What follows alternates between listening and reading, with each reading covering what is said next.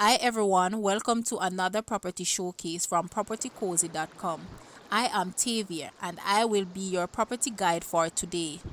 Please remember to like, share, subscribe and hit the notification bell to be notified when a new property is available. Let's get into it.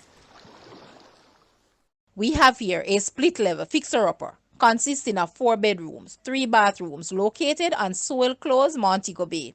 This is a ideal investment property for the family or to add to your income earning portfolio. Upper level as a office, 3 ensuite bedrooms with air conditioning units. Lower level as 1 ensuite bedroom with den and laundry area. Additional amenities includes dog kennels and water tank. Guys, let's take a look at this house, and please watch the entire video and leave a comment at the end.